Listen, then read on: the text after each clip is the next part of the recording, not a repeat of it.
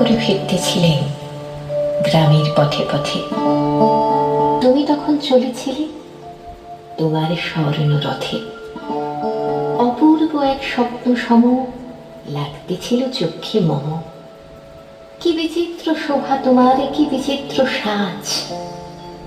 আমি মনে ভাবতেছিলেন এ কোন মহারাজ। আজ শুভক্ষণে রাত পোহালো। ভেবেছিলেন তবে আজ আমারে দ্বারে দ্বারে ফিরতে নাহি হবে। বাহির হতে নাহি হতে কাহার দেখা পেলেন পথে। চলিতে রথ ধন ধান্য ছড়াবে দুই ধারে।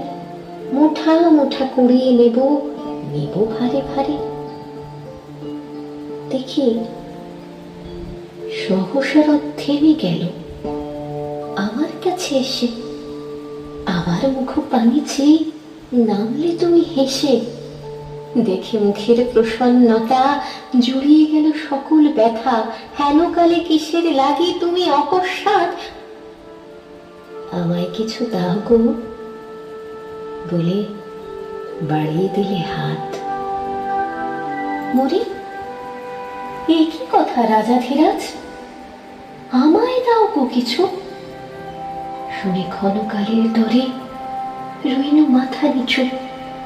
তোমার কি বা অভাব আছে ভিখারি ভিক্ষুকের কাছে, এ কেবল কৌতুকের বসে আমার প্রবঞ্চনা।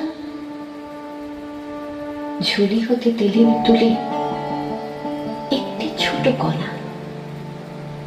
যবে পাত্রখানি ঘরে নির্জারে করি, এ কি ভিক্ষা মাঝে একটি ছোট সোনার কণা দেখি। দিলেন যে রাজ ভিখারি রে, স্বর্ণ হইল ফিরে।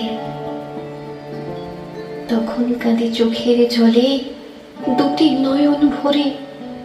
তোমায় কেন দিইনি আমার সকল শূন্য করে।